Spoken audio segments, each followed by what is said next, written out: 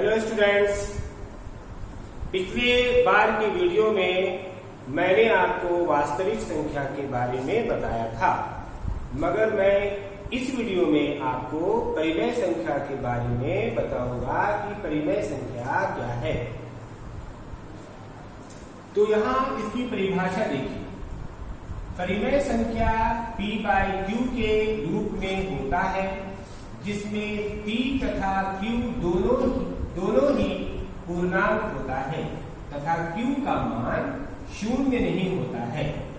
यानी परिभाषा के अनुसार परिमेय संख्या भिन्न के रूप में होता है, भिन्न के रूप में।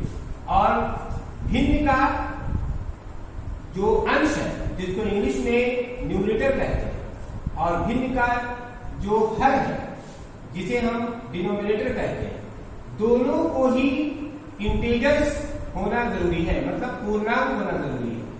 और साथ ही q का मान 0 नहीं होना चाहिए।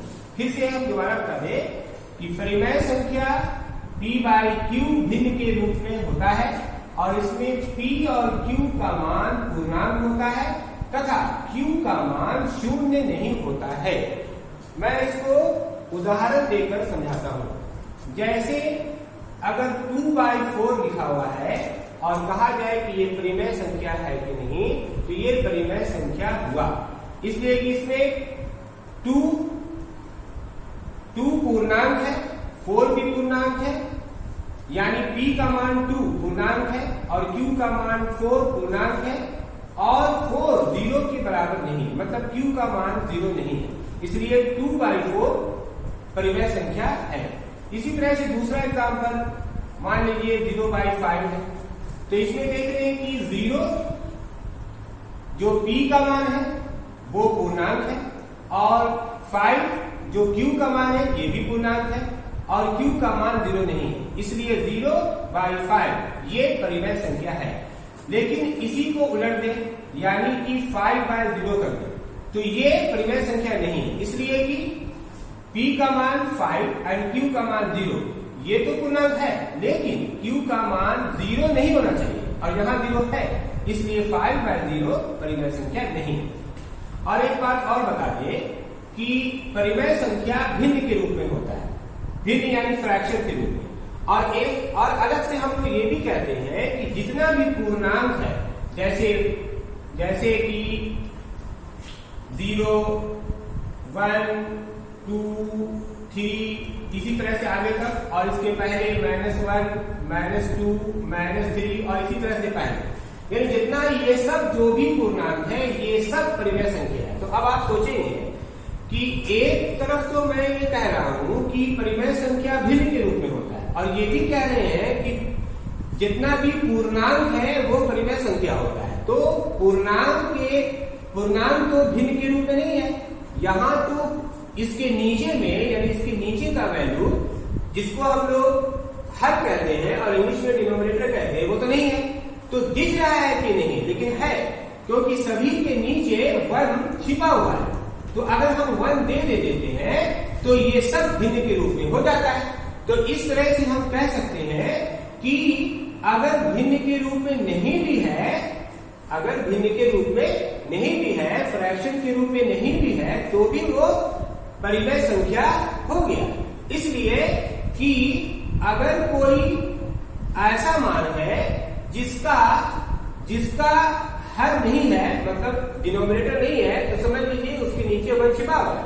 तो मतलब ये कि भिन्न के रूप में हो या नहीं हो, दोनों ही हालत में वो परिमेय कहलाएगा। यानी कि जितनी भी प्राकृत संख्या है, पूर्ण संख्या है, परिमेय पूर्णांक संख्या है, ये सभी का सभी परिमेय संख्या है, क्योंकि इन सभी के नीचे 1 छिपा हुआ है। और अब हम आपको बताना चाहते हैं समतुल्य परिमेय संख्या किसे कहते हैं।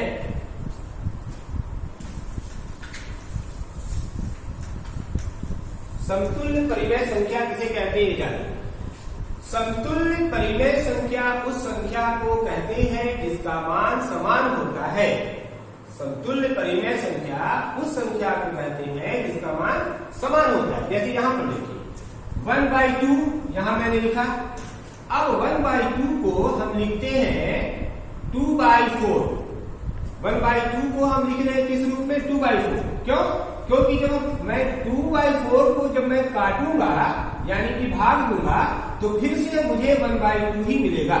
इसी तरह से अगर 3/6 लिखते हैं, 1/2 को 3/6 लिखते हैं और जब मैं काटूंगा यानी भाग दूंगा तो फिर से 1/2 आएगा। इसका मतलब क्या हुआ?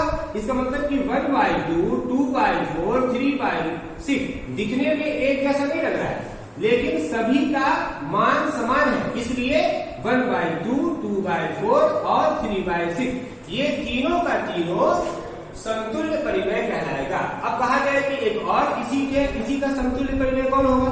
तो फिर आप 4/8 कर दीजिए, क्योंकि जब 4/8 को डिवाइड करेंगे तो भी 1/2 आएगा। तो मतलब ये कि वैसा परिमेय जिसका मान बराबर आता जाए तो वो सब समतुल्य परिमेय कहलाएगा। ये समतुल्य परिमेय का उदाहरण हुआ। अब मैं बता रहा हूं परिमेय संख्या का सरल रूप। परिमेय संख्या का सरल रूप, परिमेय संख्या का सरल रूप उस परिमेय संख्या को कहते हैं जिसका HCF यानी मासा केवल 1 होता है। जैसे मैं अगर लिख रहा हूं 4/8,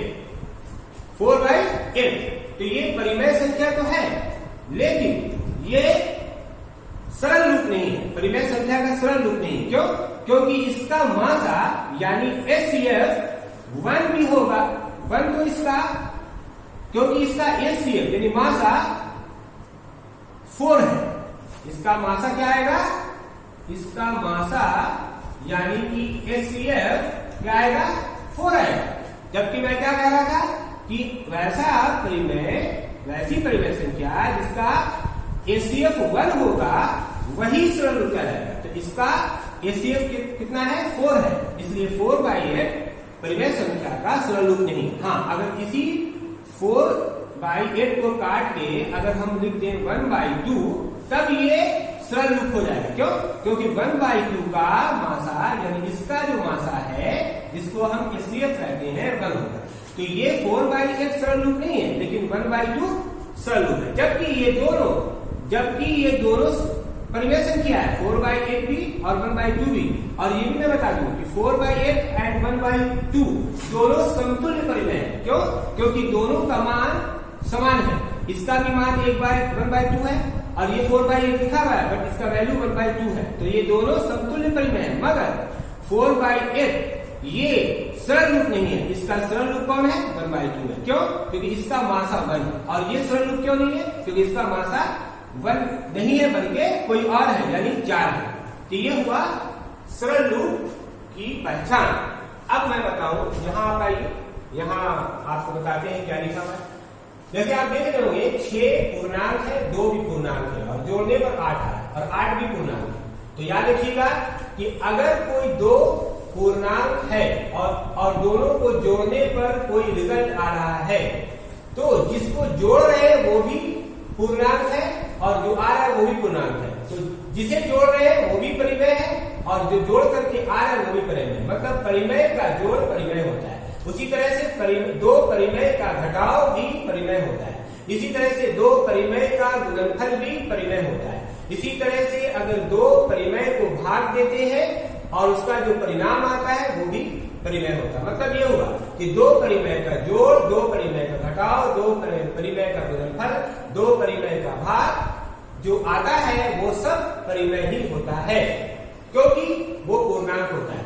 अब उसके बाद भाई यहां देखिए, इसमें एक परिमेय है और दूसरा अपरिमेय है। तो याद रखिएगा अगर एक परिमेय और दूसरा अपरिमेय हो तो दोनों का जोड़ परिमेय नहीं होगा, अपरिमेय होगा। चाहे वो जोड़ हो, चाहे वो घटाव हो, चाहे वो गुणनफल हो, चाहे वो भाग हो, सब का सब अपरिमेय हो। जबकि देखिए 4 परिमेय है और 6 अपरिमेय, लेकिन दोनों का जोड़ अपरिमेय। मतलब परिमेय और अपरिमेय का जोड़ अपरिमेय, परिमेय और अपरिमेय का घटाव अपरिमेय, परिमेय और अपरिमेय का गुणनफल अपरिमेय, परिमेय और अपरिमेय का भाग अपरिमेय। मतलब एक परिमेय और एक अपरिमेय अंतर, तो आंसर क्या होगा? अपरिमेय। जबकि यहाँ क्या था? यहाँ परिमेय और परिमेय का रिजल्ट था परिमेय। यहाँ एक परिमेय और एक अपरिमेय का रिजल्ट क्या है? अपरिमेय। अब यहाँ आप आइए, यहाँ मैं आपको बताऊं यहाँ तो आप देख रहे थे कि दोनों परिमेय था, यहाँ देख रहे थे कि एक परिमेय और एक अपरिमेय, लेकिन यहाँ क्या है, यहाँ ये भी परिमेय और ये भी परिमेय, ये भी अपरिमेय और ये भी अपरिमेय। √12 अपरिमेय होता है और √3 भी अपरिमेय होता है। तो याद रखिएगा, अगर दोनों अपरिमेय हो तो उसका जोड़ अपरिमेय होता है, अगर दोनों अपरिमेय है तो उसका घटाव अपरिमेय होता है। जैसे याद रखिए, √12 अपरिमेय है, √3 भी अपरिमेय है, दोनों का घटाव अपरिमेय, यानी दोनों अपरिमेय का जोड़ अपरिमेय, दोनों अपरिमेय का घटाव भी अपरिमेय। मगर यहाँ आपको खास बात मिलेगा, खास बात ये मिलेगा कि अगर दोनों अपरिमेय है तो जोड़ और घटाव में तो अपरिमेय मिल रहा था, लेकिन गुणनफल में और भाग में दोनों का दोनों आता है। मतलब दो अपरिमेय का गुणनफल परिमेय भी होता है और दो अपरिमेय का गुणनफल परिमेय भी होता है। उसी तरह से दो अपरिमेय का भाग अपरिमेय भी होता है, अपरिमेय नॉट परिमेय। दो अपरिमेय का भाग परिमेय भी होता है और दो अपरिमेय का गुणनफल अपरिमेय भी होता है। जैसे आपको समझाने के लिए बता रहा हूं, √12 अपरिमेय है, √3 अपरिमेय है, दोनों का गुणनफल √36 है और √36 का मान 6 होता है और 6 पूर्णांक है, इसलिए परिमेय हो गया। लेकिन √15 अपरिमेय है, √3 अपरिमेय है, लेकिन √45 भी अपरिमेय है। तो यहाँ जो था गुणनफल वो परिमेय आ रहा है और यहाँ गुणनफल अपरिमेय है। तो आप देख रहे होंगे कि दोनों तरह का परिणाम आ रहा है। यहाँ आप देखिए, यहाँ आप √12 और √3, यहाँ पर दोनों का दोनों अपरिमेय है, दोनों का दोनों अपरिमेय है और भाग देने पर √4 आ रहा है। √4 का मान 2 है और 2 क्या होता है, परिमेय। मतलब अपरिमेय को अगर अपरिमेय से भाग देते हैं तो यहाँ परिमेय आ रहा है। बट यहाँ देखिए, यहाँ अपरिमेय है √15 और √3 अपरिमेय है, और जब हम 3 से भाग देते हैं तो √5 आ रहा है और √5 क्या है, अपरिमेय। तो यहाँ पर आपका परिमेय और यहाँ पर आपका अपरिमेय, और यहाँ देखिए, यहाँ पर भूल से परिमेय लिखा गया, यहाँ पर अपरिमेय होगा, यहाँ पर अपरिमेय होगा, इसलिए कि मैंने यहाँ पर आपको बताया कि दो अपरिमेय का गुणनफल परिमेय भी होता है और दो अपरिमेय का गुणनफल परिमेय भी होता है। ये √45 अपरिमेय, ये परिमेय और ये अपरिमेय, उसी तरह से ये परिमेय और ये अपरिमेय। तो आप देख रहे होंगे, फिर से मैं आपको नॉट इन डिटेल्स शॉर्ट में बताऊं कि अगर दोनों का दोनों परिमेय है तो उसका जोड़, उसका घटाव, उसका गुणनफल, उसका भाग परिमेय होगा। अगर एक परिमेय और एक अपरिमेय है तो उसका जोड़, उसका घटाव, उसका गुणनफल और उसका भाग अपरिमेय होगा। अगर मान लीजिए कि दोनों का दोनों अपरिमेय है तो उसका जोड़ और उसका घटाव तो अपरिमेय होगा, लेकिन उसका गुणनफल और उसका भाग परिमेय भी होगा और अपरिमेय भी होगा। तो अब मान लीजिए मैं आपसे पूछूं कि अच्छा बताइए, कहीं पर लिखा हुआ है √2/√3, बताइए ये परिमेय है कि अपरिमेय है? तो आप देखिए, √2 को √3 से हम डिवाइड कर रहे हैं, भाग दे रहे हैं, तो अपरिमेय को जब अपरिमेय से भाग देंगे, अपरिमेय को अपरिमेय से जब भाग देंगे तो फिर क्या आएगा, या परिमेय या अपरिमेय, और यहाँ पर भाग नहीं हो पाएगा, इसलिए अपरिमेय हो गया। अगर वही मान लीजिए तो यहाँ पर √9 होता और यहाँ पर मान लीजिए, सपोज कीजिए कि यहाँ पे 36 होता और यहाँ पर √6 होता, तो डिवाइड कीजिएगा तो √6 हो जाएगा। तो यहाँ पर भी वही चीज है, यहाँ पर अपरिमेय दोनों, ये भी अपरिमेय। लेकिन कहीं कहीं पर ऐसा भी मान मिलेगा आपको कि भाग देने पर जो मान आएगा, भाग देने पर जो मान आएगा वो परिमेय वाला है। तो इस पर इसको आपको देखना है कि जो मान आ रहा है वो परिमेय आ रहा है कि अपरिमेय आ रहा है। एक और एग्जांपल मैं दे दूं, यहाँ पे जैसे कि